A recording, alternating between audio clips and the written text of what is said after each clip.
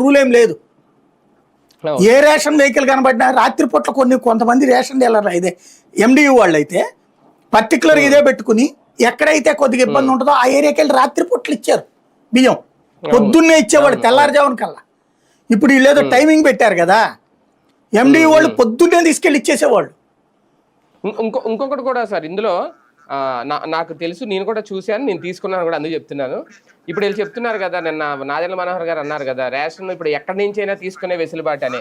వాస్తవానికి అది జగన్ హయాంలో కూడా అదే చెప్పేది, ఏ రేషన్ వెహికల్ లోనన్నా తీసుకునేవాళ్ళు తీసుకోవచ్చు, ఏ రేషన్ డిపోకి వెళ్ళి తీసుకోవచ్చు. ప్రకాశం జిల్లా వాళ్ళు గుంటూరు జిల్లాలో వచ్చేసేది తీసుకున్నారు ఉంది. మరి అది అదే కదా జనాలు ఎర్రోళ్ళు అయితే చెప్తున్నారు ఇలా. అంతే, అదేదో కొత్తగా ఒక అద్భుతమైన వెసులుబాటు అంటే రేషన్ షాపుల్లో అట్లా ఉండేది కాదు, ఇప్పుడు వీళ్ళు రేషన్ షాపుల్లో కూడా అట్లా పెట్టారు. నేను మనకి వెహికల్స్ కాబట్టి అది జనాలకి రేషన్ షాపులో ఇట్లా అనేది తెలియదు.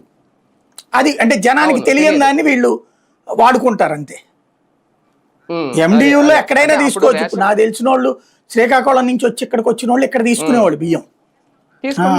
దాన్ని ఇప్పుడు వీళ్ళు ఏంటంటే ఇప్పుడు రేషన్ షాపులో కూడా అట్లా ఇస్తారు ఇక రాబోయే రోజులు. ఇదివరకు అట్లా రేషన్ షాపులో ఇచ్చేవాళ్ళు కాదు, అంటే రేషన్ షాపులో లేదు కాబట్టి, జగన్ వచ్చాక లేదు కాబట్టి అది కేంద్ర ప్రభుత్వ ఫార్ములా. ఇక్కడే కాదు దేశంలో ఎక్కడైనా తీసుకోవచ్చని పెట్టింది రేషన్. అది సుప్రీంకోర్టు ఇచ్చింది.